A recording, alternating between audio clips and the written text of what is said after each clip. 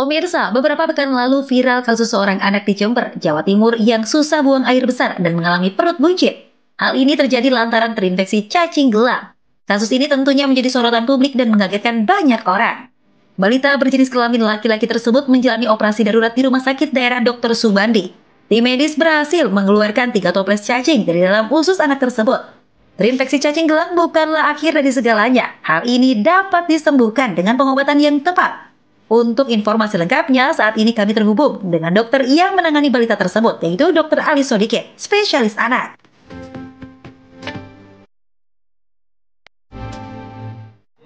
Nah itu dia tadi pemirsa, ini ada kasus cacing gelang di dalam pencernaan seorang anak. Nah untuk membahasnya lebih lanjut ini sudah bersama kami, bersama dengan Dr. M. Ali Sodikin selaku spesialis anak.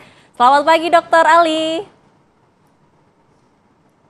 Ya, Ya, selamat pagi Mbak Sega, selamat pagi pemirsa TV One baik. sekalian. Nah dokter, seperti Salam yang sehat. terlihat tadi, ini ada video kasus anak ini keluar cacing gelang dari dalam perut ataupun dari pencernaan seorang anak. Ini penyebabnya apa sebenarnya dok?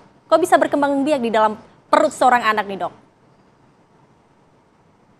Ya, jadi kasusnya itu ini nggak bisa buang air besar sekitar 3 hari, kemudian perutnya kembung, mual muntah gitu ya.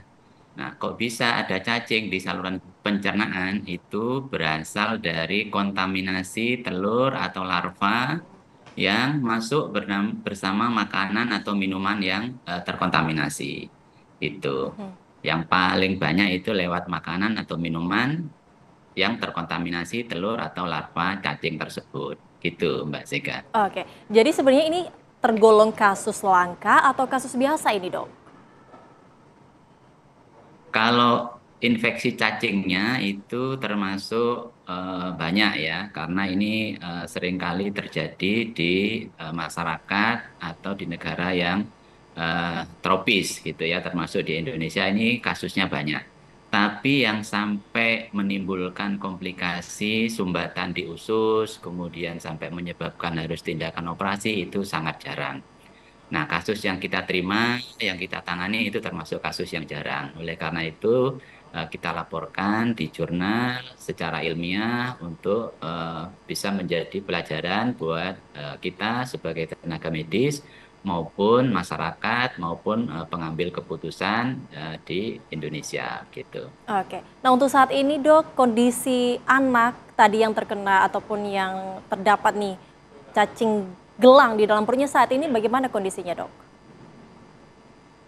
Ya, untuk pasien ini sudah beberapa bulan yang lalu ya datang, kemudian kita tangani, kemudian dikolaborasi, dirawat bersama dokter spesialis bedah anak, kemudian dilakukan operasi, kemudian cacingnya dikeluarkan. Nah, setelah selesai operasi dirawat, sekitar 1 minggu pasien pulang. Kita juga konsul dengan dokter spesialis parasitologi klinik, mendapatkan obat anti cacing untuk di rumah. Kemudian juga yang penting adalah mengedukasi anak dan keluarganya yang di rumah agar cacingnya tidak masuk kembali. Saat pulang kondisi baik, sudah bisa buang air besar, sudah bisa makan, minum, kemudian sudah tidak muntah lagi. Luka juga sudah baik. Oke, nah dok mungkin bisa diberikan tips untuk para pemirsa TV One agar tidak terdapat ataupun terhindar dari paparan cacing gelang, apalagi ini berkembang di dalam pencernaan seorang anak nih dok. Ya, jadi memang yang utama itu adalah personal hygiene ya atau kebersihan pribadi ya. Satu, personal hygiene yang baik. Itu meliputi misalnya kebiasaan cuci tangan sebelum makan, kemudian cuci tangan setelah buang air besar, usahakan pakai sabun. Kemudian potong kuku rutin karena di bawah kuku itu kalau tidak dipotong biasanya kan ada kotoran. Nah, kotoran itu kadang mengandung telur cacing, askaris atau cacing yang lain. Kemudian biasakan anak-anak ataupun orang dewasa kalau keluar rumah pakai alas kaki, sandal atau sepatu, sehingga tidak terkontaminasi kaki itu dengan telur atau larva cacing yang ada di tanah. Yang tidak kalah penting adalah usahakan memakan makanan yang sudah direbus atau dimasak sampai matang. Karena kalau makanan itu misalnya lalapan begitu, nah kalau dia terkontaminasi di situ, nah, nggak sempat dimatikan. Sehingga kalau direbus sampai matang, nah itu larva maupun telurnya akan hancur atau rusak, sehingga tidak bisa menginfeksi lagi. Yang Baik, kedua itu adalah sanitasi lingkungan. Jadi sediakan WC atau jamban untuk tiap rumah.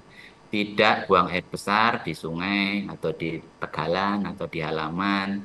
Kemudian juga jarak antara septic tank dengan sumber air sebaiknya lebih dari 10 oke, meter. oke, Tuh. baik. Baik, baik dok, terima kasih Dokter Ali Sodikin untuk tips-tipsnya dan juga sudah bergabung di Hidup Sehat. Terima kasih atas informasinya. Pastinya Ya, sangat bermanfaat untuk pemirsa Hidup Sehat. Terima kasih dokter, selamat amin. pagi. Terima kasih. Semoga sehat selalu. Makasih. Nah, pemirsa informasi tadi menutup jumpa kita di Hidup Sehat untuk edisi kali ini. Saksikan terus Hidup Sehat setiap hari Senin sampai Jumat pukul 8:30 waktu Indonesia Barat. Saya Prita Zaki mewakili kru yang bertugas pamit undur diri. Terima kasih. Sampai jumpa. Indonesia, hidup sehat.